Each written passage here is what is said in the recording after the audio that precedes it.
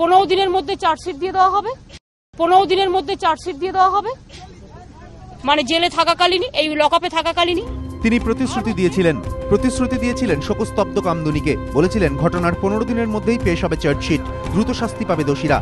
দিনটা ছিল 7ই জুন। বাড়ি ফেরার পথে ধর্ষণ করে খুন করা হয় কামদুনির এক ছাত্রীকে। তারপর একে একে কেটে গিয়েছে 15টি দিন। শনিবার বারাসাত আদালতে পেশ করা হয় মূল অভিযুক্ত আনসার আলীকে।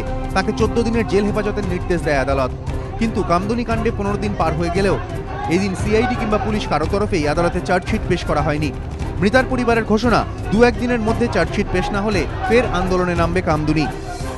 দিদি তো বলে যে 15 দিনের মধ্যে চার্জশিট জমা দেয়, এখন চার্জশিট জমা না দিলে সেটা আমরা কি করি, সেটা প্রশাসন কি করছে, আমরা এখনো জবাব পাইনি তার থেকে। আবেদন তো করে গিয়েছে আর দিদি তো আশ্বাস দিয়ে গেছে, তাও এখনো হলো না। এবার আমরা পরবর্তী পদক্ষেপ নেবো। এ কথা বারবারই বলেছে উনি, সংবাদের মাধ্যমে বলেছে 15 দিন হয়ে গেছে এখনো চার্জশিট জমা দেয়নি। অবশ্যই আমরা আন্দোলন করব।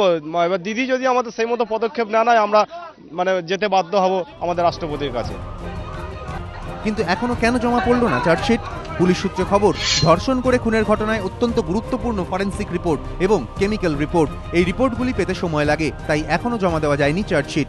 সংশ্লিষ্ট মহলের প্রশ্ন, তবে কি তদন্তের খুঁটিনাটি না জেনে শুধুমাত্র কামদুনির ক্ষোভ প্রশমিত করতেই এমন প্রতিশ্রুতি দিয়েছিলেন মুখ্যমন্ত্রী?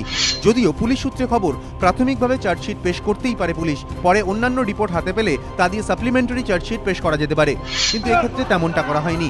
অর্থাৎ সুযোগ ছিল কিন্তু তার সদ্ব্যবহার করা হয়নি। প্রশ্ন উঠছে, খোদ পুলিশ মন্ত্রী যেখানে 15 দিনে চার্জশিট পেশের প্রতিশ্রুতি দিচ্ছেন, সেখানে তার উল্টো পথে কেন হাঁটছে তারই পুলিশ? প্রকাশ সিংহ ও সমীরণ পাল, এবিপি আনন্দ।